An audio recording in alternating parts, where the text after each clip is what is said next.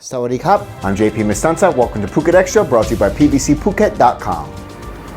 The travel bubble tours in Phuket will begin on October 1st. The news was revealed by Tourism and Sports Minister Pipat at the SME's New Normal event in Bangkok Centara Grand in La Prao yesterday. Phuket was unanimously chosen by officials handling the COVID-19 situation in Thailand. The island is set to become the first destination in the travel bubble campaign, whereby Thailand will accept tourists from cities and countries that have seemed to have halted the spread of COVID-19. But any tourists that arrive to Phuket will have to pay for their own 14-day quarantine at alternative state quarantine facilities, which are basically designated hotels. There are about 2 to 4 hotels that are designated as alternative state quarantine facilities, and potential tourists can expect to pay anywhere between 45,000 baht to up to 220,000 baht. Meanwhile, one new coronavirus case in Thailand today. The total is now 3,390, 95% recovered. The death toll is still 58. A 20-year-old female first-year student at Phuket Rajabat University has died after what is believed to have been a hazing incident while practicing with the university's cheerleading squad. Pompipap Mint Adam, a Phuket native, she collapsed after being told to keep running during a training session with the cheerleading squad at Phuket Rajabat University, which was led by senior students on Wednesday. She was rushed unconscious to the ICU at Vashida Phuket Hospital, later pronounced dead from heart failure. She had only started studying at the school in June in the Thai language program, and the university has offered the family 100,000 baht as compensation. And they also issued a statement saying that the guidelines for organizing cheer and freshman activities were sent back on July 8th. And they said that all students were to refrain from group activities due to the COVID-19 requirements. They were adamant that the incident took place during activities organized by students themselves, not by the university. Phuket City Police, meanwhile, they've declined to answer questions about the girl's death. For more, visit thephuket.news.com. Angered by a lack of police action after 2 years, victims and family members of victims of sexual assault and attempted rape in Paklok's Barapara district, they held a ceremony to curse an alleged pedophile in the village. The ceremony took place on Wednesday at Tatsak Community Hall in Barapara district in Paklok. It included the burning of salt and chilies in a pan, with the burning of a curse written on paper followed right after that. Those in attendance were alleged victims and their relatives, who spoke of a man named Kai. One woman accused him of touching both her grandchildren, an 8-year-old and a 5-year-old, 2 years ago, while a 17-year-old girl alleged that he forced her to help him masturbate and then later accused him of trying to rape her before she was able to escape. Complaints to local police, they say, have gone on deaf ears after Kai was released on bail 2 years ago on related sexual assault charges. And within that span, locals say he's been out free, allegedly committing sexual assault on other minors ever since. They say that they've already been to the vice governor, who's said to let police do their work and follow the legal process. For more, visit thephuket.news.com. Additional requirements could be coming for anyone seeking to obtain or renew a driver's license in Thailand, as the Land Transport Department and the Cabinet in Bangkok approved the measure this week.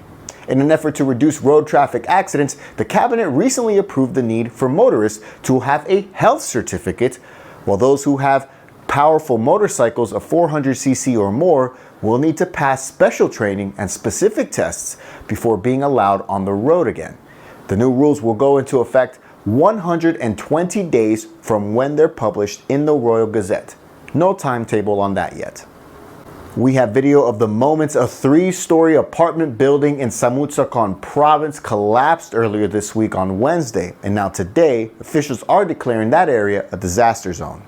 The collapse took place at about 7 p.m. and luckily no casualties. There were 10 rooms on each of the 3 floors, 50 people staying in 29 rented rooms at the moment, most of them factory workers, and many of them were in their rooms at the time of the collapse. The building, which was built 5 years ago, it remained standing with terrified residents, many of whom were able to exit the premises on their own, although some did have to break their way out of blocked doors with the help of their neighbors. A full investigation is now underway. 20 police officers in Bangkok were found to be negligent in the initial investigation and police reports about the 2012 fatal hit-and-run case involving the heir of the Red Bull Empire in Thailand and a dead Bangkok police officer. And a police panel this week alleged that they did indeed mishandle the case. out of the 20 police officers, some of whom have already retired, they include 11 cops from the first team of investigators and another 9 that were part of the second team assigned to take over the investigation, immediately following the September 2012 crash in which Red Bull Scion Vorayu Boss Uvidia admitted to driving his Ferrari into a Tonglo cop on a motorcycle, dragging his body for 50 meters, causing his death. Boss Red Bull never spent a day in jail, never showed up to summonses all throughout this time, and one by one, every charge was allowed to expire. Just 2 months ago, prosecutors decided to drop the last remaining serious charge, reckless driving causing death, causing an avalanche of criticism. 3 separate panels were set up to look into what led to the dropping of the charges against a man who never spent a day in jail for killing a cop, with police setting up their own for why they themselves helped drop the case. The Attorney General's office also doing one for to look into why they themselves dropped the charge, and the Prime Minister also set up one. It's a separate inquiry altogether. This week, the police inquiry wrapped up, and they found that 20 officers did indeed mishandle the case from the very beginning, failing to strictly implement and produce a complete police report. They will face possible disciplinary action and may face some criminal charges. Meanwhile, the Justice Minister is assuring everyone that they will protect all witnesses in this case, and they're ready to provide witness protection to Police Colonel Tanasit Tangcha, who examined the scene of the accident in 2012 and later changed his statement to revise down the speed of Boss Red Bull's Ferrari from 177 kph to 79 kph at the time of the crash, which was reportedly a vital factor in prosecutors deciding to drop charges against Boss Red Bull just 2 months ago. However, just earlier this month, Police Colonel Tanasit said that he faced so much pressure from senior officers that he later tried in vain to change his statement back to 177 kph. He's also expressed concerns over his safety after another witness, Jaruchat Matong, died in a motorbike accident in Chiang Mai province just days after his evidence in favor of Boss Red Bull was publicized. Meanwhile, a public prosecutor commission earlier this week decided not to set up a panel to investigate Deputy Attorney General Nate Naksuk, who decided to drop the last charge against Boss Red Bull. What do you make of this story after all these years following the death of a Bangkok cop? Let us know in the comment section below. And that's it for Phuket Extra today, brought to you by PVCPhuket.com. For safe, secure, and soundproof windows, visit PVCPhuket.com. Thanks again for watching the entire week.